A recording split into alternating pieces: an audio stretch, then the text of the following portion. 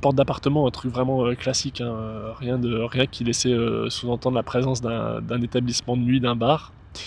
Et on entre, et là, qu'est-ce que je découvre? Un truc de dingue. Salut les fugitifs et bienvenue sur la chaîne Quitter la France. Aujourd'hui, une petite vidéo au soleil, à la plage, dans le nord de la France. Et ouais, on va faire taire tous ceux qui disent qu'il fait toujours pourri dans le nord. On est bien, on profite. C'est une première vidéo sur le thème des anecdotes de voyage. Je vous en avais déjà un petit peu parlé dans différentes vidéos. Et en commentaire, on m'a demandé de faire des vidéos un peu plus développées sur ces anecdotes. Des anecdotes parfois marrantes, parfois moins marrantes. Là, on va commencer par une anecdote plutôt sympa qui a eu lieu en Égypte. Alors voilà, ça va être un peu Père Castor raconte-nous une histoire. C'est une histoire qui a eu lieu il y a quelques années de ça. Donc cette histoire qui se passe en Égypte a initialement commencé à Dubaï où je travaillais à l'époque. Je bossais sur un chantier, la construction d'un hôtel Ritz-Carlton à Dubaï, au DIFC de Dubaï. Et sur ce chantier, on était vraiment toute une bande de jeunes, beaucoup de jeunes à bosser. Et on avait créé une bande de potes. Et dans cette bande de potes, il y avait des planchistes. Moi, je suis passionné de kitesurf, comme vous le savez. Et avec ces planchistes et moi-même, on a décidé de partir ensemble en vacances du côté de Safaga en mer Rouge. Donc nous voilà partis en vacances, on part de Dubaï, direction, c'était quoi là? C'était Luxor, on avait pris Dubaï Luxor. Moi j'ai pas pu partir aux mêmes dates que mes collègues, je suis donc parti tout seul en avant. Et donc je prends mon avion, j'arrive de nuit à Luxor. Alors en bon négociateur, en sortant de l'aéroport, bien évidemment, 45 Égyptiens taxis qui veulent tous me prendre en course pour m'amener sur la côte. Moi, n'ayant pas trop de sous à l'époque, et puis en étant fin négociateur, j'essaie de les éviter, en me disant que j'allais trouver mieux, que j'allais trouver une navette, un bus, etc. Raté, après avoir fait le tour, je ne trouve rien. Heureusement, il y a encore quelques taxis, mais je leur dis que je ne veux pas payer le taxi pour aller jusqu'à la côte parce que je sais plus, il y avait peut-être 1h30 de route, ça m'aurait coûté un bras. Et je dis au taxi, bah écoute, moi je veux que tu m'amènes jusqu'à l'arrêt de bus où je vais prendre le bus demain. Donc il me dit, bah écoute, ok, pas de souci. Donc je monte dans le taxi. Il arrive à l'arrêt de bus, donc il est peut-être 1h du mat à ce moment-là. Il me dépose, j'avais un gros board bag, hein, pour ceux qui connaissent pas, c'est une sorte d'énorme sac qui ressemble à un sac de couchage dans lequel vous avez les planches de kite, ça fait à peu près 1m50 de long, 1m60, les planches de kite, les ailes, le harnais, etc., etc. Donc vraiment un gros sac. Il me dépose là avec mon énorme sac et puis il me dit, bah qu'est-ce que tu vas faire, tu vas dormir où, etc.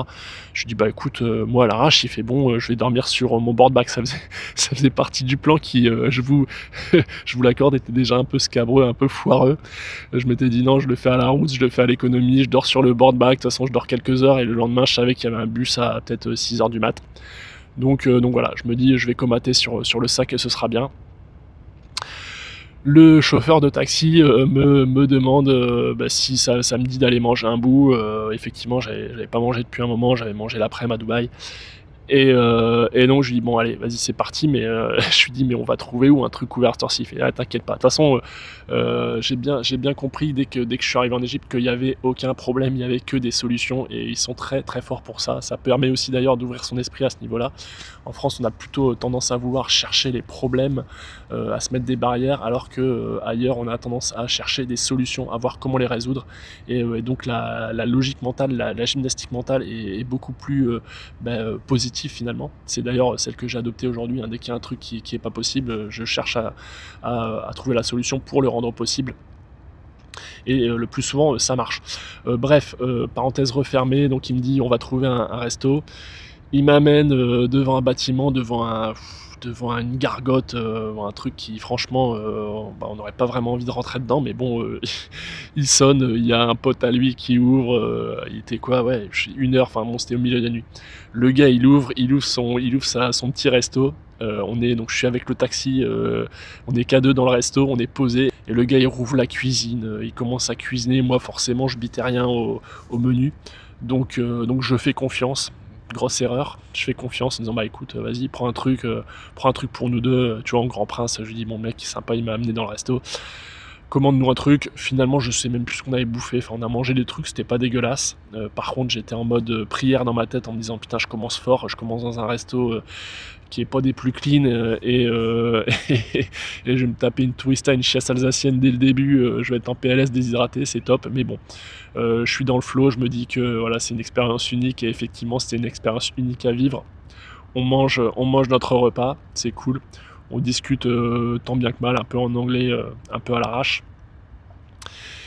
Donc on termine, on boit une bière, deux bières, on termine de manger, je paye et nous voilà repartis dans le taxi magique. Et il me dit bon je te redépose à l'arrêt de bus. Je dis bah ouais bon écoute c'est cool on a mangé, je te redépose. En roulant il me dit bon écoute tant qu'on est là je connais un coin sympa à côté, ça te dit pas on va reboire une bière et tout. Alors moi je chantais le traquenard, je me dis attends mais où est-ce qu'il m'emmène le gars, je le connais ni d'Ève ni d'Adam. Il m'amène dans un resto à moitié clandestin et là il veut m'emmener boire une bière, enfin bon bref. Et encore une fois je fais confiance. Je fais confiance et je me dis bon allez on va se remettre une petite bière dans la tête comme ça au moins je serai sûr de bien dormir. Donc nous voilà partis boire une bière, c'était ça sur le papier le plan initial. On se gare donc dans une rue lambda, dans un quartier plutôt, enfin on va dire résidentiel, mais résidentiel ça peut connoter cossu, mais là pas du tout quoi, des sortes d'immeubles un peu à l'arrache. Et là je me dis mais où est-ce qu'il m'emmène, qu'est-ce qui va se passer et tout, un peu en stress. On laisse le board-bag dans la voiture et là on rentre dans une cage d'immeuble. Bon je commence à me poser des questions et puis bon le mec était sympa donc moi je fais confiance. Et on monte les escaliers, je sais plus, on monte au 3 ou 4e étage. Une porte d'appartement, un truc vraiment classique, hein, rien qui laissait sous-entendre la présence d'un établissement de nuit, d'un bar. Et on entre, et là, qu'est-ce que je découvre? Un truc de dingue. Je découvre, en fait, je retrouve une grande pièce avec que des mecs assis chacun à leur table, avec certains avec une chicha, certains avec une bière. Une peinture, c'était rose un peu dégueulasse, quoi, enfin un peu glauque. Une musique un peu orientale. Et là, en plein milieu de la pièce, une danseuse du ventre de compète, voilà, de compète de chez Wish. Mais bon, une danseuse du ventre en train de se déhancher et de danser devant tous les mecs au taquet, en train de siroter leur bière et de fumer leur chicha. Et donc nous voilà dans le bar clandestin à 2h du mat, 2-3h du mat, au milieu de nulle part en Égypte, à siroter des bières en matant, en regardant une danseuse du ventre. Et là, je me dis vraiment, mais qu'est-ce que je fous là? Qu'est-ce que je fous là? Enfin, vraiment hors du temps, hors de tout, dans une autre galaxie. Et donc, on a piché encore une ou deux bières. Bah voilà, en regardant, sans regarder la danseuse du ventre, moi j'étais un peu mal à l'aise. Et donc, bon, on a passé quoi, une bonne heure là-dedans. Il devait être 3-4 heures du mat quand on est sorti. Moi, je vous avoue que là, je devais avoir 4-5 bières dans le cornet et je bois pas trop d'alcool, donc ça a vite fait effet. J'étais chaud, mais bon, chaud calme, hein, attention. Et là, le chauffeur de taxi me dit bon, bah, allez, je te ramène à l'abri de bus. Je dis ouais, là, c'est la bonne, tu me ramènes à l'abri de bus. Bref, il me ramène. Il est quoi? Il est 4h du mat. Il me dépose mon board bag. Je m'affale sur le board bag. Je m'endors comme une merde. Et heureusement, j'avais eu la présence d'esprit de mettre une alarme. Et à 6h du mat, mon alarme sonne. Autant vous dire que bah, j'ai encore 1 gramme dans chaque bras d'alcool. Je suis encore dedans et il est temps de prendre le bus. Alors là, voilà, donc je prends mon board bag, je prends le bus. Alors pour la petite histoire, je ne voulais pas prendre de bus pour touristes parce que vous avez le choix entre Luxor et Safaga. Vous pouvez prendre soit les bus à touristes, je sais plus, c'était peut-être 60 € à l'époque.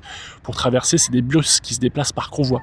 Donc par convoi de 6-7 bus qui sont escortés par l'armée pour traverser les villages à toute vitesse pour éviter les attaques, etc. Donc c'est hyper sécurisé pour pas qu'il y ait d'otages étrangers, etc. Enfin bref, la totale. Moi, comme j'aime pas faire comme les autres, je voulais prendre le bus local, le bus public, on va dire. Grosse erreur. Vous allez voir pourquoi.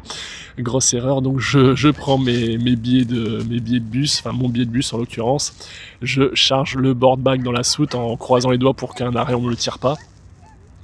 Et je me cale dans le bus. Par contre là je suis trop bien, le bus c'est le départ en fait du bus, donc il est vide au moment où j'entre dedans et je me cale à un endroit contre la fenêtre, enfin bref, je m'apprête à poursuivre ma nuit et je m'endors par contre au bout de 10 minutes, premier arrêt. Et là c'était un bus de 50 places, un premier arrêt, et là il y a quoi, il y a quinzaine de personnes qui montent. Je me dis c'est bon, il y a encore de la place. Enfin, je suis pas encore pressé contre la vitre, serré avec 60 gonzes, 60 gus dans le bus. Donc on continue, on se réarrête 5 minutes plus tard, 15 personnes qui montent à nouveau, donc c'était un bus de 50, il restait 20 places. Et 5 minutes après, même punition, et là c'est 20 personnes qui rentrent. Bref, le bus est plein. Mais c'est jamais plein, c'est jamais plein. Je crois qu'en Égypte, c'est jamais plein. Tant que tu peux toujours pousser les gens, etc., mettre du monde, tu charges le bus. Et effectivement, c'est ce qui s'est passé. Donc le bus s'est chargé. Au fur et à mesure que le jour se levait, que le soleil se levait dans le ciel, montait dans le ciel, la chaleur qui commençait à se faire ressentir malgré les fenêtres ouvertes, hein, avec les gens qui étaient dedans, qui chauffaient l'ambiance, l'intérieur du bus, c'est vite devenu irrespirable. Moi j'étais en train de comater, déshydraté, mal de l'alcool, etc. Enfin au bout de ma vie. Finalement un trajet qui en bus escorté aurait duré, je sais plus, il y a une connerie, peut-être 1h30.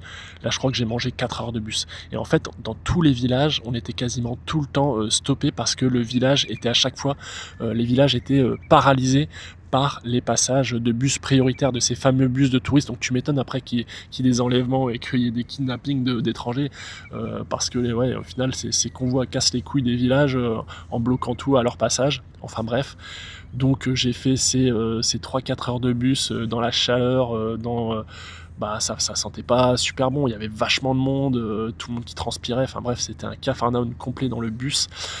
Et au bout de 3-4 heures, je suis finalement arrivé à bon port, à mon hôtel. Enfin c'était une sorte d'hostel à Safaga. Franchement j'étais tremblant, les jambes tremblantes tellement j'étais pas bien déshydraté, en début de gueule de bois, à cause de la cuite de la veille. Je suis arrivé à mon hostel, j'ai pris ma clé et je suis allé mourir dans ma chambre, dans la clim. Je crois que j'ai fait une sieste de 4-5 heures, je suis même pas sorti ce jour-là.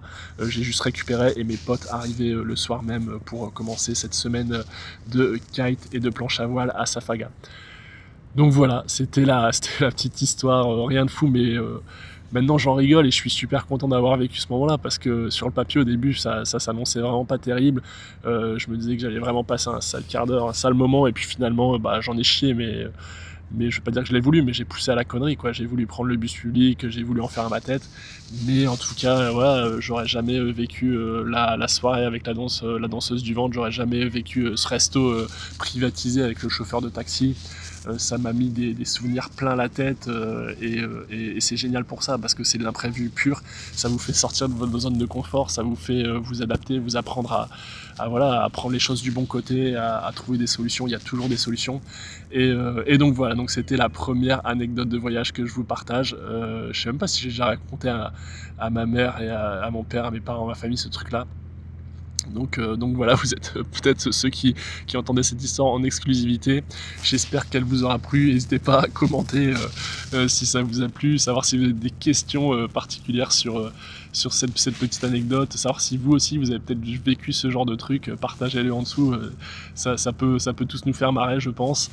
En attendant, je vous invite à vous abonner à la chaîne si ce n'est pas déjà fait en cliquant juste ici. Dites-moi aussi en commentaire si vous souhaitez que je poursuive sur cette lignée des anecdotes. J'ai commencé à les lister sur mon téléphone, j'en ai une vingtaine, trentaine, enfin bon bref, c'est un peu nos limites, comme j'ai pas mal voyagé.